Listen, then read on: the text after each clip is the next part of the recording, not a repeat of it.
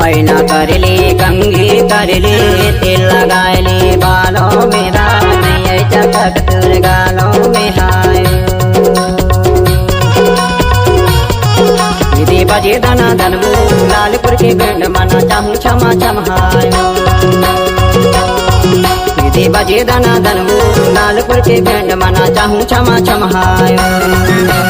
लाल टमाटर की लाल सब्जी हाय हल्दी रखी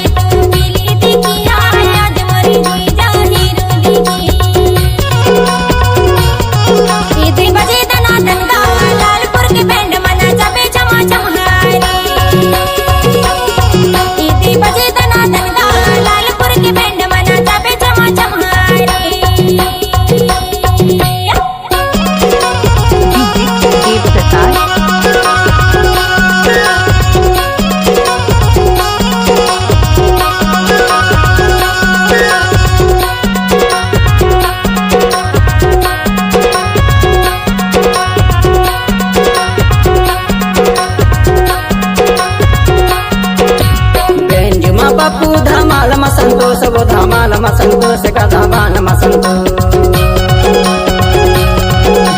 तासा मधुवार कायर बैंड महे जितू बैंड महे जितू गा बैंड महे जितू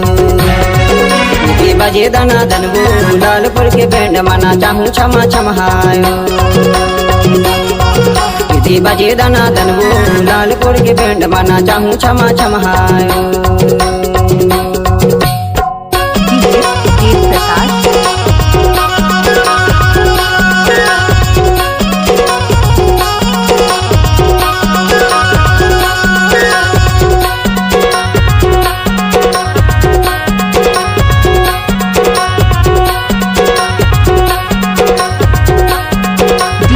लालपुर बर्रा टोला के होए बैंड बाजा होए बैंड बाजा होए बैंड बाजा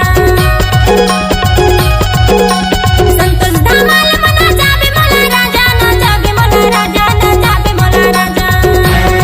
दीदी बजे दना दनगा लालपुर के बैंड मना जाबे चमा चमहारी दीदी बजे दना दनगा लालपुर के बैंड मना जाबे चमा चमहारी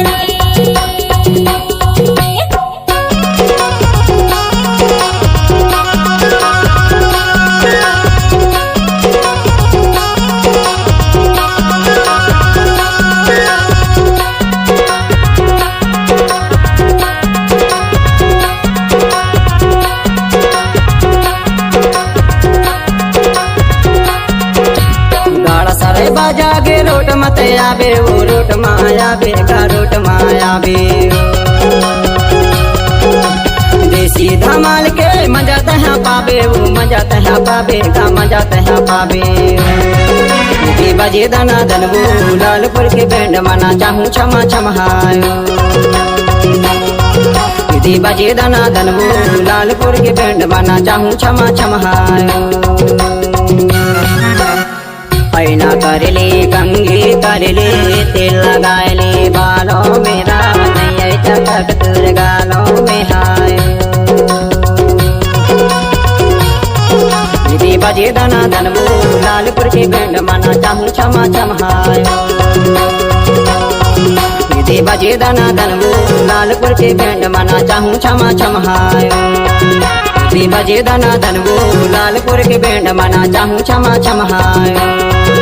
दीदी बजे दना दनगा लालपुर के बैंड मना जाबे चमा चमहारी दीदी बजे दना दन रे लालपुर के बैंड मना चाहूँ क्षमा चमहायो दीदी बजे दना दनगा